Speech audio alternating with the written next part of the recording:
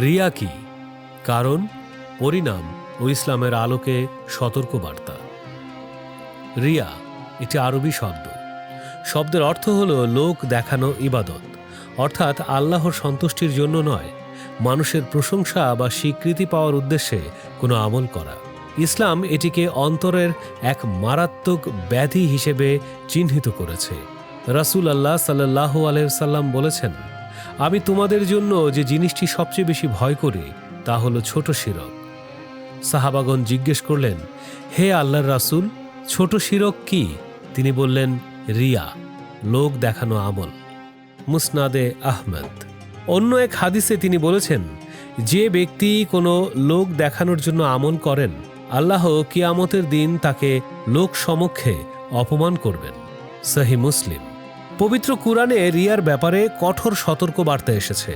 আল্লাহ বলেন, অতএব দুর্ভোগ তাদের জন্য যারা সালাত আদায় করে কিন্তু তারা তাদের সালাত সম্পর্কে গাফেল, যারা লোক দেখানোর জন্য তা করে।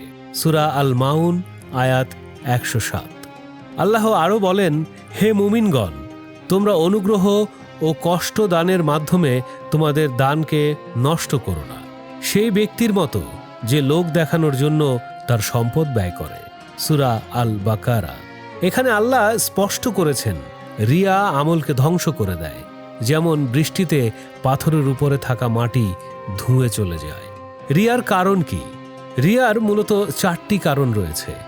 মানুষের প্রশংসা পাওয়ার আকাঙ্ক্ষা, সমাজে নিজেকে ধার্মিক হিসেবে প্রমাণের চেষ্টা, ঈমানের দুর্বলতা ও আল্লাহ ভীতি কমে যাওয়া, এবং 4, দুনিয়াবি স্বার্থ ও জনপ্রিয়তার লোভ।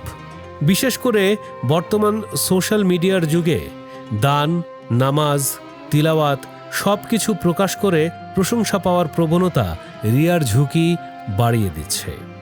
রিয়ার পরিণাম কি? রিয়ার পরিণাম 4টি ভাগে বিভক্ত করা যায়।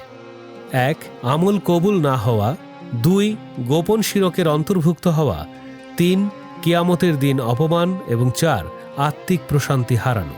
একটি বিখ্যাত হাদিসে এসেছে, কিয়ামতের দিন প্রথম যাদের বিচার হবে তাদের মধ্যে একজন শহীদ, একজন আলেম এবং একজন দানশীল ব্যক্তি থাকবে।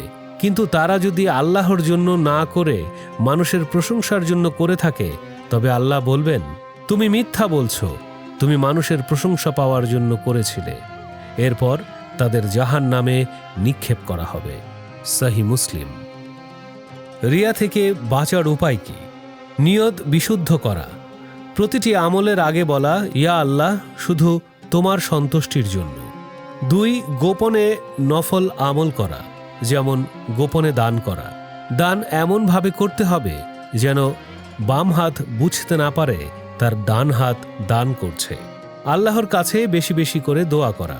রাসূল আল্লাহ সাল্লাল্লাহু আলাইহি সাল্লাম আমাদের শিখিয়েছেন, হে আল্লাহ, আমি জেনে শুনে শিরক করা থেকে তোমার কাছে আশ্রয় চাই এবং অজান্তে যা হয়ে যায় তার জন্য ক্ষমা চাই। মুসনাদে আহমদ। এবং বেশি বেশি করে আখিরাতের কথা স্মরণ করা। রিয়া হলো অন্তরের এক অদৃশ্য ভাইরাসের মতো। বাইরে আমল যতই সুন্দর হোক, যদি অন্তরে ইখলাস না থাকে তবে তা আল্লাহর দরবারে মূল্যহীন।